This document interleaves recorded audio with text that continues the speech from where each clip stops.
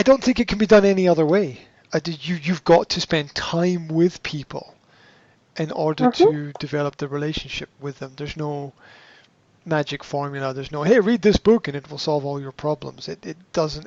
If books could solve all the problems, then everybody who read the Bible would have a perfect life, right? So doesn't work that way. Yeah. Everybody who read every self-help book would no longer have a problem, but it doesn't work that way. So we can get some information which is useful, but the most useful thing that exists is human connection and human interaction. So the only way to address or solve that problem is to spend is for me to spend more time with him at this developmental phase, because basically by the age of 12 or 13 development has essentially finished. Basically, there are Mm-hmm. three psychological phases. You can make it as complicated as you want, but to simplify it, 0 to 5, 5 to 8, 8 to 12, that's it. Very little development happens psychologically beyond that.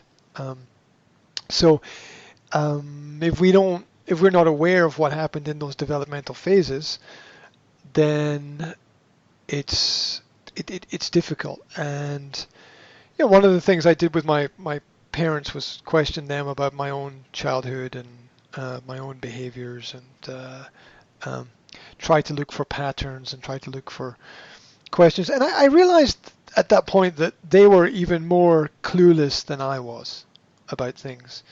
And so Mm-hmm.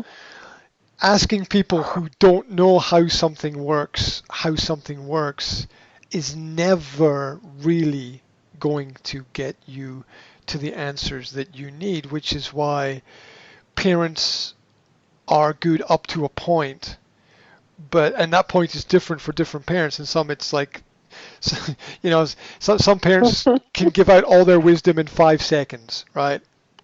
And that's it. Yeah. No more is there. Mm-hmm. Yeah, it's just the way that people are now. There's some have almost eternal wisdom, but that's rare, right? That's rare. And remember that intelligence is rare. More intelligent Okay. people are rarer than stupid people. Okay? There's more stupid people than there are intelligent people. Intelligence is rare in society, especially throughout history, because what we did throughout history was kill all the intelligent people because they were a threat. Mm. Yeah, and so society has survived by by sometimes luck alone. If we look at the 20th century, um, and so the people who are questioning things, from my perspective, are the more intelligent elements of society. And we have to realize that if we begin questioning things, there are far many more people who are A, not prepared to question things, and B, will never develop because they're not prepared to question things. And so that's going to make it harder when we ask the more important questions, because the easiest thing to do is sit down, shut up, and pretend to be blind and not see the things happening around about us. Um, and or now here's a complex human problem, or to help people further away from us rather than help people closer to us, because the consequences seem simpler. Mm-hmm. Okay, let's take a crazy example. Let's say you live in Australia, but you donate money to a charity that helps children in Venezuela. That would be crazy. Yeah, but people do that every day. People actually do Mm, that every day. true. True. Yes. Like donation for poor people in Africa. Mm-hmm. Yeah. Mm-hmm. No, it's not Oh. wrong. It's not wrong to want to help people. Um, but but also you don't really know where the money is going, and what you're doing is basically what most people are doing is basically masking their own inability to solve problems close to home. Most people are like most people work all day solving problems in their business for other people that they don't know, and then they come home and still have to deal with stuff they can't solve at home because they spent most of the day solving other people's problems. Like teachers spend most of the day teaching other people and have so little time to teach and learn themselves that a lot of them don't. And they stop growing and then become, yeah, the classic example is burnout after 10 years. You burn out when you stop learning. And one of the reasons, that's what burnout is. Burnout is the frustration of the inability to grow. There's nothing wrong with working hard unless you're working on the wrong thing. Mm-hmm. Oh God! You don't become interesting by teaching everybody else how to be interesting. You become interesting by living an interesting life. Yeah, and the single most important element for teachers is that teachers are interesting. You have to be interesting. Otherwise, there's no interest and there's no growth. So the single best thing that a teacher can do is invest in making themselves interesting through experiences and knowledge and personal growth. Because as long as you're growing personally, you'll always be interesting to other people.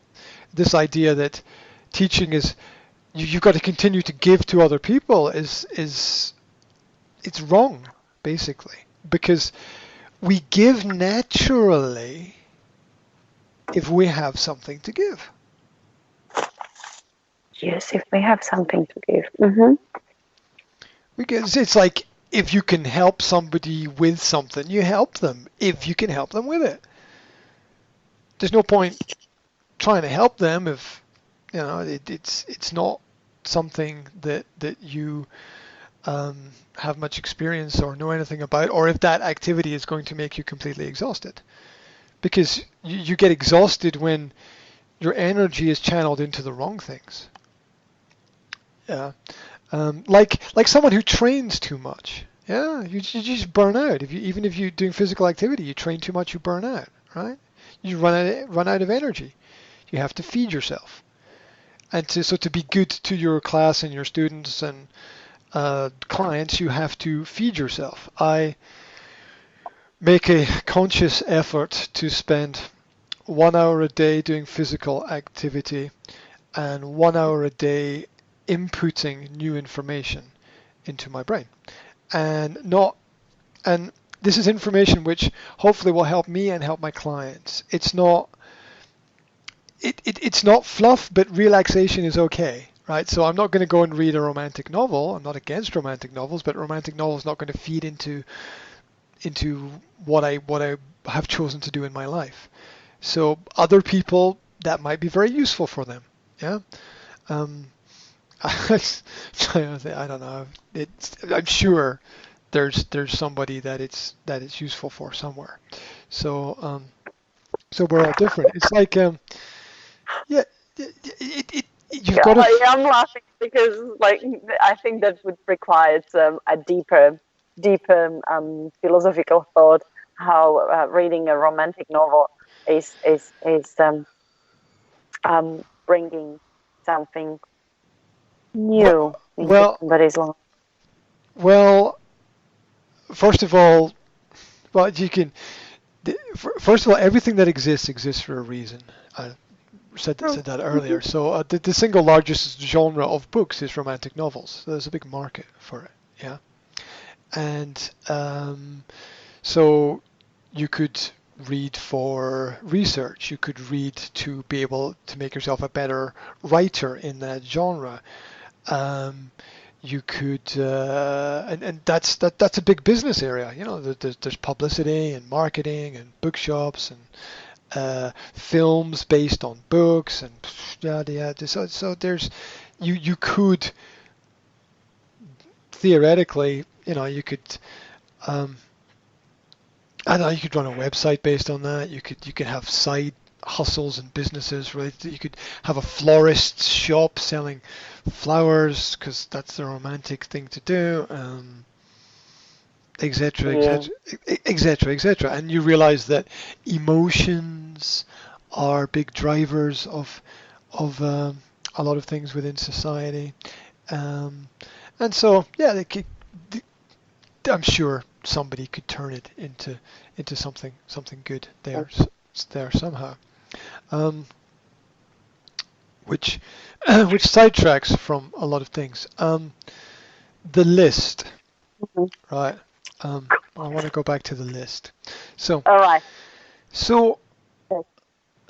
so I'll find it. I'll find it and send it to you. But basically, there's this preacher in church, and he's talking about the list. When you go out on a first date with somebody, you've got to have your list ready. And these are the essential important questions that people don't want to dig deeper because they're scared of about finding something that they don't like, but they need to find that sooner rather than later. Mhm. What's the fucking point of finding out your partner's like $5,000 in debt 6 months down the road? You've just wasted 6 months of your life, right? I mean, that life, time is precious. Life is short. Don't waste my effing whatever, right? Yeah. Yeah, time is all we have. We don't get it back, right? We don't get it back. They don't get it back. Nobody gets it back. It doesn't happen. Um, like you, my my argument. It's not really an argument. My point to everybody is, if you waste my time, am I ever going to get it back? No. Because I want No. it back, right? Because I don't want Oh, anyone to waste my time. So if you waste my time, I expect you to bring some kind of something. extra double value back, and it's not a bunch of fucking flowers, okay? So, um, because that's just spending money for something that's already dead. And I'm sorry, that's a non-romantic approach, but um, that's just my perspective this morning, right? So, flowers and chocolate are nice for whatever, right? Flowers, chocolate, bottle of wine, classic gifts, tra la la la la. Every woman likes to receive flowers, I know, okay? But here's the thing. Not on Valentine's Day, because that's just so being a robot, okay? So, The white roses. Mhm. yeah, if you really love someone, give them flowers when it's not their birthday. Eh, eh, right? Put some thought into it. Put Mhm. some effort into it, for God's sake, right? Um, to just doing what everyone else is doing is not who you are. So, so, um, and simplicity is truth. Anyway, the questions. Um, Mhm. the questions. People need to. They need to dig deeper about why did your previous relationships fail? What is your biggest personal, you know, uh, uh, foible or negative characteristic, or um, what are you doing right now? How have you improved in the last year? Um, I say first dates are basically job interviews, right?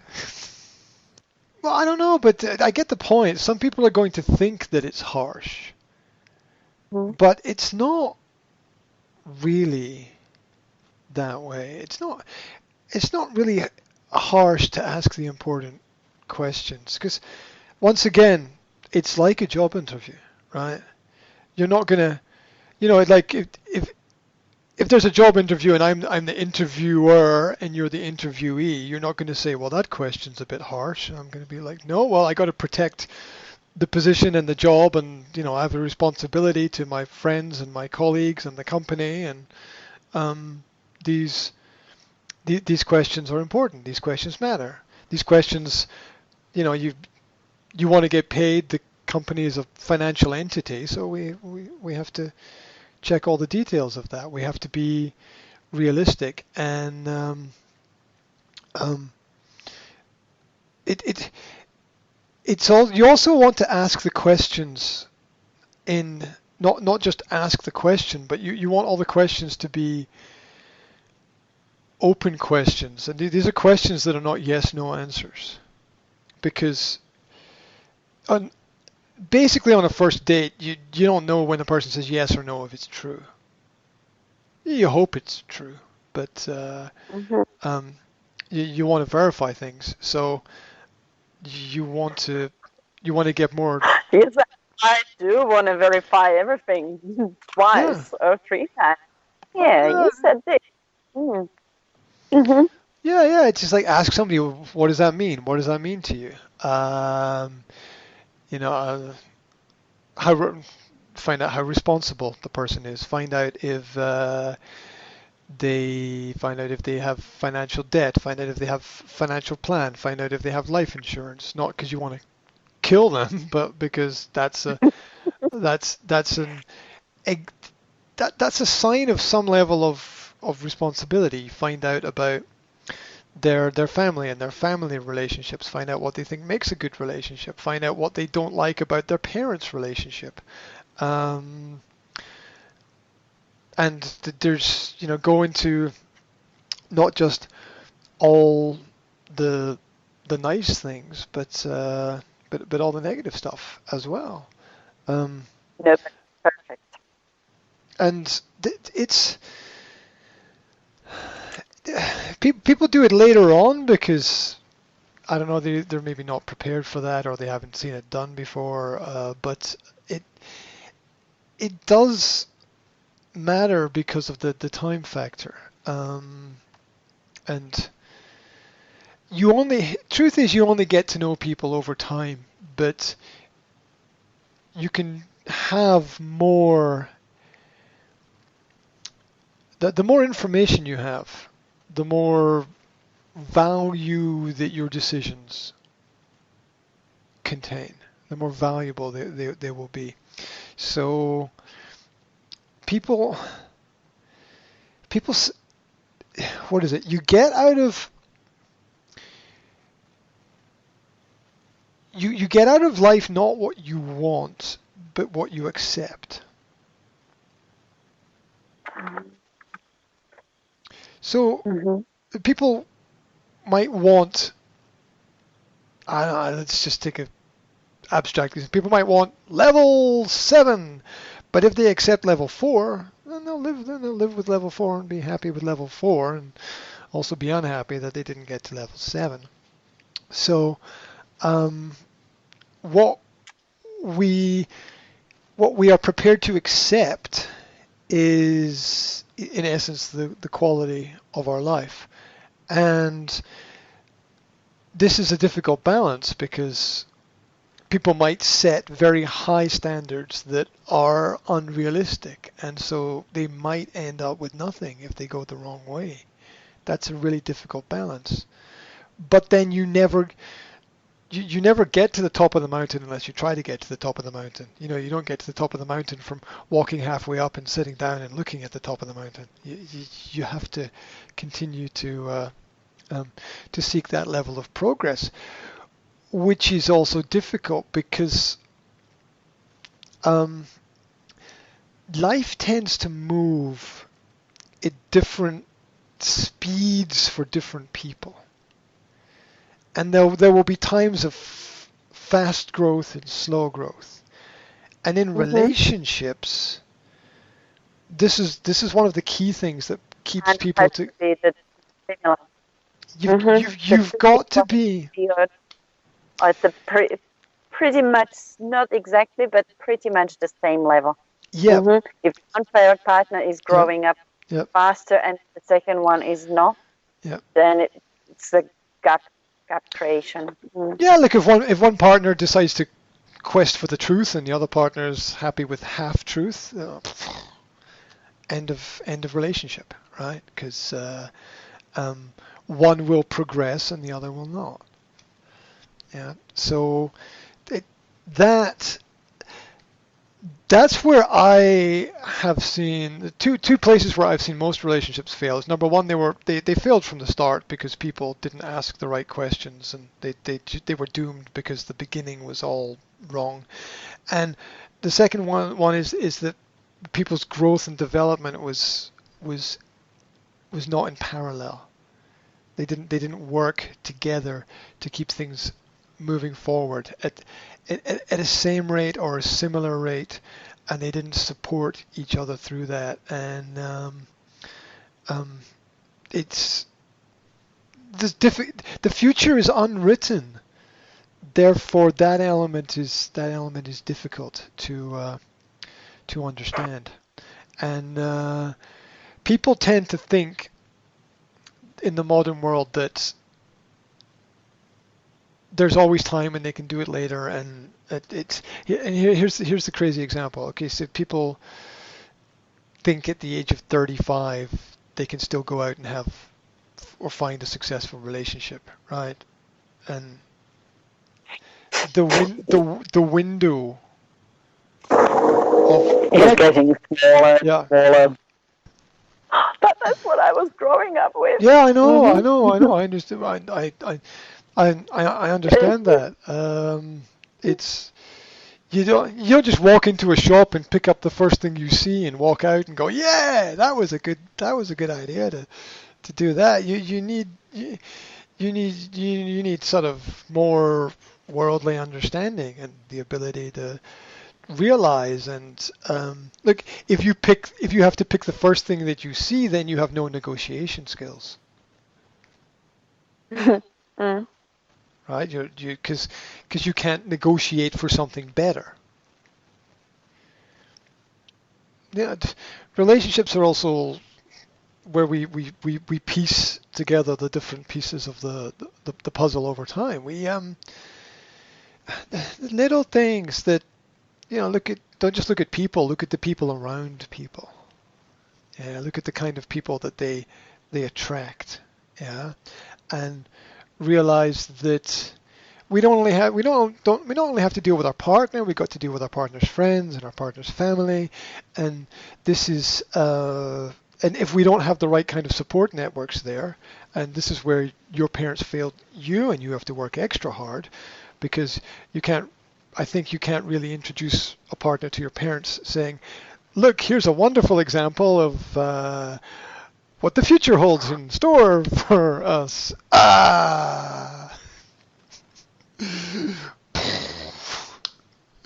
Oh dear! And there's just like there's the sound of as partner runs through the wall, leaving a cartoon-like silhouette there. So.